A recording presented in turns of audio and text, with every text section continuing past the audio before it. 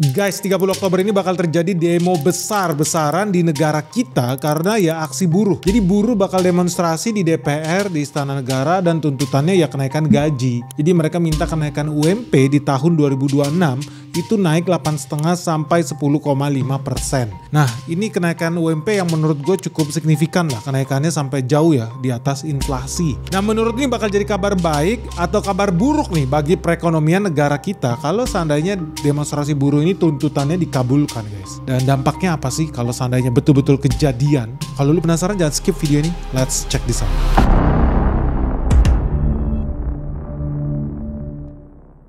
Jadi sebelum kita bahas lebih detail, guys, soal apa sih dampaknya ya terhadap perekonomian bangsa kita nih demonstrasi buruh ini. Ya karena kita ini kan channel investasi ya, kita bahas tentang bisnis, ekonomi, finance. Ya kita juga harus tahu sebetulnya apa tuntutan utama dari buruh itu. Karena buruh itu punya 8 tuntutan, guys. Nah, 8 tuntutan yang utama itu adalah berhubungan dengan HOSTUM. HOSTUM itu apa? Hapus tenaga outsourcing dan menolak upah murah. HOSTUM itu yang pertama. Jadi dia mau hapus tuh, nggak boleh lagi ada outsourcingan, wajib semuanya jadi karyawan tetap kali ya. Terus yang kedua, nggak boleh lagi upah murah. Jadi kalau bukan upah murah, upah tinggi kali. Nah yang kedua, kenaikan upah minimum 2026 itu mereka pengennya antara 8,5 sampai 10,5%. Yang ketiga, buruh juga mendesak pencabutan peraturan pemerintah nomor 35 tahun 2021 tentang pekerja alih daya yang dinilai mereka merugikan pekerja. Jadi ini aturan tentang outsourcing. Yang keempat, buruh minta disahkan ya rancangan undang-undang ketenagakerjaan versi buruh yang terpisah dari Omnibus Law.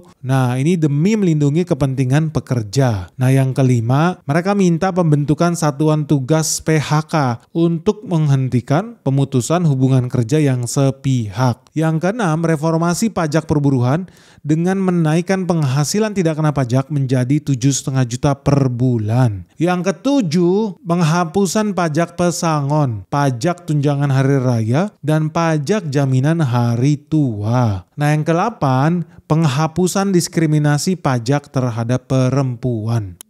Oke guys, jadi kita langsung bahas aja ya soal gaji lah. Kita lihat di Karawang ya, karena di sana banyak pabrik ya. UMP di Karawang itu 5.599.000. So kalau kita hitung lah, kan mereka minta naik gaji 8,5 sampai 10,5%. Oke, gue kan baik ya, jadi gue bikin 10% lah.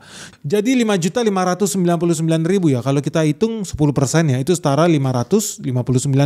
Ditambah 5.559.000 artinya gaji di Karawang, UMP-nya di Karawang, kalau naik 10% itu bakal jadi 6.159.000. Guys. So ini adalah contoh kenaikan yang ya cukup signifikan lah. Dan kita perlu tahu sih ini harus dikabulkan atau tidak. Ya kalau teman-teman buruh pasti senang-senang aja dikabulkan. Sah. Tapi ya gue mau bilang itu juga ada dampaknya ke perekonomian. Dampak apa? Ada dampak baik, ada dampak buruk. Nah kita bahas dampak buruknya dulu guys. So kalau tadi kita hitung ya perusahaan harus naikin gajinya 10%. Memang buruh pasti happy guys. Cuma kan lu udah tahu ya ujung-ujungnya apa kalau gaji buruh naik. Perusahaan itu ya berarti mereka harus naikin biaya produksi mereka alias OPEX, operational cost mereka pasti juga ikut naik. Nah kalau operational cost-nya naik, akibatnya apa yang dia harus lakukan? Dia kan juga nggak mau rugi. Ujung-ujungnya apa yang dilakukan pabrik? Apa yang dilakukan perusahaan? Dia naikin harga produknya. Ya dia memproduksi barang dan jasa, dinaikin harganya. Ujung-ujungnya apa? Barang-barang yang lu beli di toko-toko di April Maret, di pasar itu akan naik. Ya dong, ngerti nggak lo kenapa naik? Ya karena pabrik-pabrik biaya operasionalnya tinggi. Dan itu bakal di pass through ke lu consumer. Makanya harga barangnya juga pasti ikut naik. Artinya ketika buruh nih kalau let's say katanya ada jutaan buruh di Indonesia sama-sama serentak minta itu naik gajinya. Ya kita udah kalkulasikan bisa mendorong inflasi 0,3 sampai 0,5% loh. Jadi teman-teman harus siap kalau buruh ini dikabulkan tuntutannya harga barang-barang pasti naik. Dan kalau harga pada naik lu udah tahu dong selanjutnya siapa yang bakal minta gaji naik? Ya betul, PNS. Tadinya kan buruh ini karyawan swasta ya. Gajinya udah naik, harga barang-barang naik. Siapa yang teriak-teriak selanjutnya? PNS minta lagi gajinya naik. Dinaikin lagi gajinya. Terus apa yang dilakukan negara? Negara kagak punya duit. Negara kan duitnya ngutang. Apa yang dilakukan negara? Cetak duit. Kalau cetak duit apa yang terjadi? Inflasi. Terus setelah PNS naiknya gaji, terjadi inflasi lagi. Harga barang naik lagi. Begitu naik lagi apa yang terjadi? Buruh tahun depan demo lagi karena nggak sanggup. Dinaikin lagi gaji buruh. Udah siklusnya begitu aja. Gaji buruh naik menyebabkan inflasi. Menyebabkan PNS pengen naik gaji juga. PNS minta naik gaji juga, negara kagak punya duit. Negara harus cetak duit. Cetak duit mengakibatkan inflasi juga. Jadi double inflation nih. Ini bakal jadi lingkaran setan dan memang udah bertahun-tahun itu begitu. Inilah makanya kenapa yang gue bilang demonstrasi kemarin itu harusnya pikir lagi. Yang lu tuntut itu sebetulnya bukan naik gaji. Karena sampai kapanpun pasti barang inflasi terus, ujung-ujungnya nggak terkejar terus, ujung-ujungnya demo terus, ujung-ujungnya nggak produktif guys. Jadi isi tuntutan yang benar itu bukan soal naikin gaji, tapi soal turunin harga. Beda. Kalau lu minta naikin gaji, lu lah yang menyebabkan harga barang itu bakal naik terus setiap tahun. Tapi kalau lu minta diturunin harga-harga barang, artinya ya gaji lu itu menjadi lebih cukup. Malah sisa banyak ketika harga barangnya yang diturunin. Tapi kalau kacamata lu adalah ini harga barang di sini, gaji gue di sini. Gue minta gaji gue dinaikin. Apa yang terjadi selanjutnya? Harga barangnya naik. Terus lu minta naik lagi, lingkaran setan. Yang sebaiknya lu lakukan apa? Oh, gaji gue segini, harga barang segini. Tuntutan lu adalah barangnya yang diturunin. Bisa nggak? Bisa. Nah, tapi sebelum kita bahas itu gue mau bahas juga dampak buruknya lagi yang kedua. Yang kedua, kalau makin banyak ya pabrik-pabrik yang dirugikan, pengusaha yang dirugikan karena tadi ya gajinya naik tinggi, mereka terpaksa naikin biaya produksi, OPEX-nya nambah, biaya cost-nya mereka nambah. Apa dampak buruk yang terjadi? Kalau upah di Indonesia naik lebih cepat, artinya banyak industri ekspor di Indonesia, manufaktur di Indonesia. Lu tahu ya Indonesia produksi aparel, bikin garment, bikin sepatu, bikin furniture. Ya produk kita jadi semakin tidak kompetitif dibandingkan India, Bangladesh, Vietnam, Thailand. Ya karena ternyata ya gaji kita makin naik tinggi, biaya produksi mereka jadi naik tinggi. Akibatnya ya produksi ekspor kita ya semakin mahal. Kan udah ujung-ujungnya pasti yang dibebankan ke customer juga yang ada di luar negeri. Nah kalau biaya produksi di Indonesia semakin tinggi, semakin mahal, semakin tidak kompetitif, lu udah tahu dong artinya apa? Banyak investor asing yang akan kabur dari Indonesia. Investor asing kabur dari Indonesia, mereka pindahin pabriknya. Tujuannya apa? Mereka pindahin pabriknya ke negara yang lebih murah upahnya. Dan ini merugikan Indonesia karena Indonesia bakal berkurang ekspornya. Berkurang ekspor artinya berkurang penghasilan devisa kita. Karena kalau kita ekspor ke luar negeri kita bisa dapat dolar. Tetapi penghasilan dolar kita semakin berkurang karena pabrik-pabrik orientasi ekspor udah pindah ke negara-negara dengan karyawan yang lebih murah. Dan ini ujung-ujungnya juga ya hubungan dengan investasi ya. Foreign direct investment di Indonesia bukannya tambah banyak tapi makin berkurang. Nah ini daya saing ekspor kita yang melemah ini akan memberikan dampak yang ketiga guys. Dampak yang ketiga apa? PHK massal. Kenapa bisa terjadi PHK massal guys? Simple aja karena banyak perusahaan yang merasa tidak sanggup menampung, menyerap kenaikan gaji itu. Ya terpaksa mereka harus melakukan perampingan alias pengurangan tenaga kerja. Ya dong karena mereka gak sanggup lagi bayar gajinya. Atau yang kedua, pilihannya adalah mereka lakukan otomasi alias mengganti tenaga kerja manusia dengan mesin. Tentu lebih murah dan gak bisa demo mesin ini. Nah yang ketiga, mereka juga bakal menunda perekrutan karyawan baru. Makanya teman-teman Gen Z, sorry banget nih gue kasihan sama lu nih. Gue yakin generasi Gen Z bakal paling merasakan dampak susahnya nyari tempat kerja. Kenapa? Ya karena makin banyak pabrik-pabrik yang bakal tutup, bangkrut, pindah keluar, nggak kompetitif di dalam negeri. Atau yang di dalam negeri pun kalau tetap jalan akan dirubah tenaga manusia menjadi tenaga mesin. Itu yang bakal terjadi. Dan ini ironis sekali karena ya tadi kan cita-citanya buruh minta demo naik gaji kan supaya mereka tambah sejahtera. Tetapi bukannya tambah sejahtera, malah yang terjadi apa? Lapangan kerja menghilang, pengangguran tambah banyak. Pernah mikir nggak lu? Nah yang keempat, ya teman-teman udah tahu ya, yang bisa mempekerjakan karyawan dengan gaji UMP itu kan buru-buru ya, industri menengah besar ke atas lah.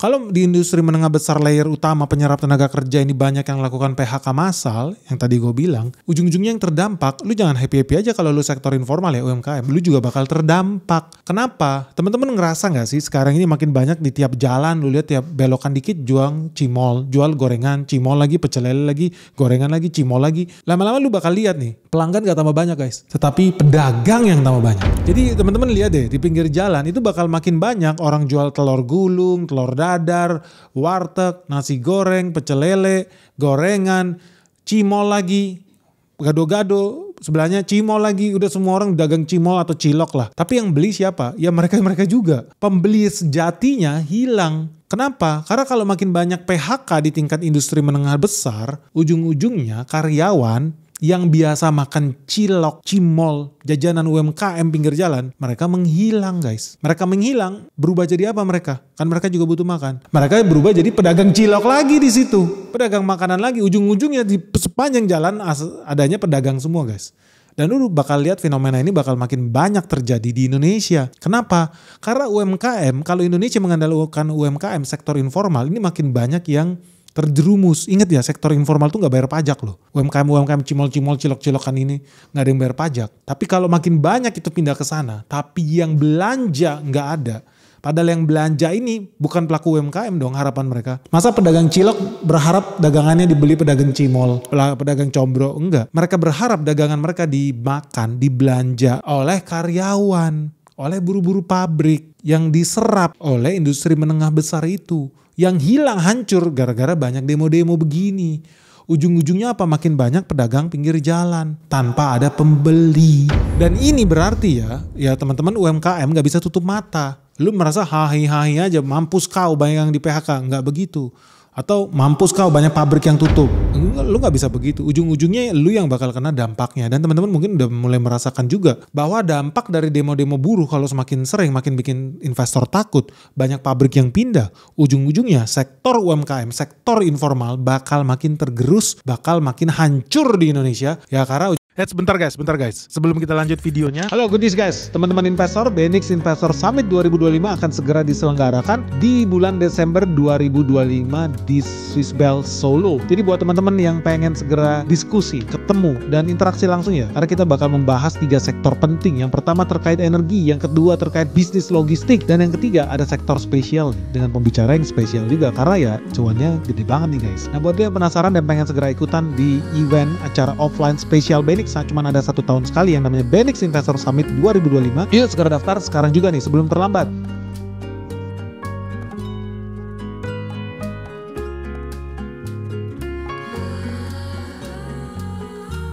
Dan ingat kursinya juga terbatas karena cuma ada 50 kursi guys. Total kursi yang kita sediakan. Ikut di sini sangat happy lah ya. Jadi kan banyak sekali membuka wawasan baru, terutama banyak bocoran-bocoran mengenai kebijakan maupun emiten yang akan terbang selanjutnya. Jadi puas sekali sih dengan ini. Kalau tahu Pak Ben di YouTube sendiri kan lebih pinggir jurang, ini lebih pinggir lagi lah ini. Mengikuti BENIX Investor Summit ini setelah 2 kali, saya mendapatkan manfaat bahwa kalau kita bisa memahami fundamental atas perusahaan dan forecast untuk perusahaan kedepannya, kita pasti akan mendapatkan hasil yang jauh lebih baik. Dan itu yang saya rasakan selama setahun ini. Dan saya harapin kalau untuk BENIX Investor Summit 2025 diadakan, saya pasti akan ikut lagi. Salam cuan. So, siapa cepat dia dapat. Sampai ketemu di Solo ya guys, bulan Desember 2025. BENIX Investor Summit 2025 segera datang lagi. Segera daftarkan dirimu sekarang juga sebelum terlambat. Ingat, ini acara eksklusif yang kita selenggarakan private dan sangat intim. Kita bisa berinteraksi full nih selama 24 jam. Karena acaranya diselenggarakan selama 2 hari, dari hari Sabtu sampai hari Minggu, dari jam 9 pagi sampai malam. So, tunggu apa lagi? Segera daftarkan dirimu sekarang juga di nomor WhatsApp yang ada di bawah ini. Sampai ketemu di Solo guys. Bye-bye. Ya karena ujung-ujungnya semua orang jadi pedagang cilok guys. Ini perumpamaan yang gue bilang bahwa UMKM di Indonesia banyak jumlahnya, masifnya. Apakah itu kabar baik? Belum tentu. Karena mereka butuh pembeli. Pembeli datang dari industri besar. Mereka bisa serap 10.000 tenaga kerja, 20.000 tenaga kerja, itu yang belanja ke UMKM. Jadi lu gak bisa mengandalkan adalah sebuah kehebatan Indonesia UMKM-nya banyak, enggak. Resiliensinya di mana? Ternyata nyawanya tetap bergantung kepada industri-industri yang mampu menciptakan lapangan kerja dalam skala masif, which is manufacturing. Dan itu yang dibutuhkan saat ini. Dan kalau itu makin sering ditakut-takutin dan upah melesat naik cepat terlalu tinggi, apa yang terjadi? Ini akan menciptakan tekanan terhadap APBN dan inflasi di daerah lu sendiri.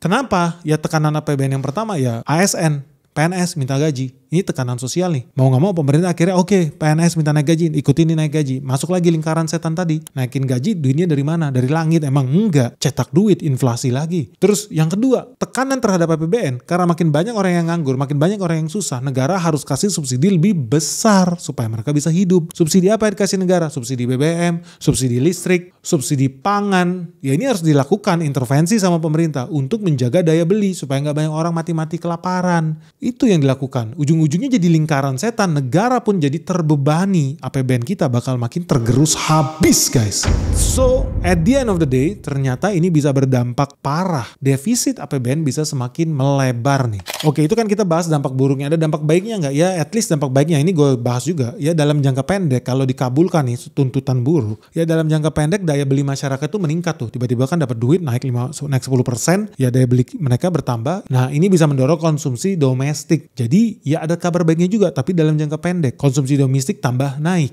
Karena gaji mereka naik, tapi itu temporary. Karena kalau kenaikan gaji tidak disertai dengan kenaikan produktivitas, nah ini kata kunci nih. Kenaikan gaji boleh asal ada kenaikan produktivitas, ekonomi bisa hancur, kolaps. Inflasi tadi yang gue bilang. Tapi kalau memang kenaikan gaji ini bisa dibalas sama buruh dengan meningkatkan produktivitas dia. Kalau gaji gue naik 10%, nanti produktivitas gue juga naik ya 50%. Ya artinya apa? Ekonomi kita bakal tambah sehat. Karena artinya buruh kita memberikan value yang jauh berkali-kali lipat dibandingkan sebelumnya. Ujung-ujungnya apa? GDP Indonesia justru bisa naik. Ya ini kalau buruhnya berpikir sehat ya. Mereka nggak lagi hobi bolos. Hobi dikit-dikit sakit, dikit-dikit izin. Istirahat bisa sampai 2 jam, 3 jam. Nggak kerjain kerjaan yang seharusnya mereka kasih. Nah ini betul-betul harus diperiksa. Masing-masing menurut lu gimana? Apakah bisa translate ke kenaikan produktivitas? Kalau enggak ya siap-siap aja bakal jadi collapse. Jadi kesimpulannya apa guys? Terkait gaji ya, kalau kenaikan gaji 10% ini tidak diimbangi oleh kenaikan produktivitas,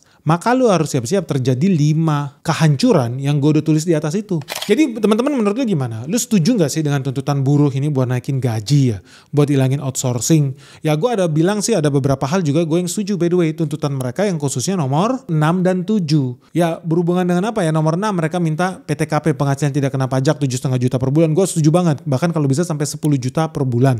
Dan ini udah dites kok. Kan ini udah pernah dibikin juga sih sebetulnya sama pemerintah. Pemerintah bebaskan pajak gaji ya. Jadi kalau orang-orang gajinya di bawah 10 juta nggak usah bayar pajak. Khususnya di sektor pariwisata. Nah ini sih gue berharap dilebarin lagi lah. Makin banyak orang-orang yang PTKP tidak kena pajak. Ini tuntutan buruh yang menurut gue sangat bagus. Sekali lagi gue mau bilang bagus. Kenapa? Karena menurut gue orang di bawah sana, ibu rumah tangga, mereka jauh lebih paham duit itu mau dipakai diinvestasikan kemana. Apakah beli emas, apakah beli sekolah, anaknya punya baju baru, apakah beli buku pelajaran. Mereka tahu lah lebih cerdas lah. Dibandingkan duitnya diambil sama negara lewat instrumen pajak dicolong tuh dari masyarakat. Terus duitnya dipakai buat apa? Korupsi. Nggak jadi apa-apa. Nggak jadi jembatan baru, nggak jadi sekolah baru, nggak. Justru lebih bagus duitnya dibiarkan ke masyarakat lah yang mengelola. Mereka jauh lebih pinter lah buat kelola itu. So gue sepakat dengan tuntutan buruh yang nomor 6. Gaji PTKP itu dinaikkan. Kalau menurut buruh 7,5 juta, menurut gue 10 juta rupiah nggak kena pajak. Nah kalau menurut lu gimana sih teman-teman? Ya gue sih dari 8 tuntutan itu ada yang gue setuju, ada yang gue nggak setuju. Nah kalau kalian gimana? Lu setuju nggak sih dengan tuntutan buruh khususnya soal ya kenaikan gaji mereka? Mereka minta gaji naik 8-10,5%. Lu setuju apa enggak? Dan menurut lu pemerintah harus lakukan apa sih terkait 8 tuntutan buruh ini? Sebaiknya dikabulkan semuanya atau dikabulkan sebagian saja. Dan kalau dikabulkan sebagian, lu lebih pilih yang mana ya? Kalau gue sih pilih yang PTKP itu, bahwa penghasilan tidak kena pajak dinaikkan. Kalau lu gimana guys? Segera sharing ya pendapat kalian di bawah ini. Dan yang paling penting, apa sih dampaknya ya? Kalau ini dikabulkan semuanya terhadap perekonomian bangsa kita dan perusahaan emiten favorit lu. Wah seru nih guys. Oke, ditunggu segera komentar kalian. Segera subscribe ke channel Benix ini. Semoga video ini bermanfaat. Salam sehat, salam cuan. Bye-bye.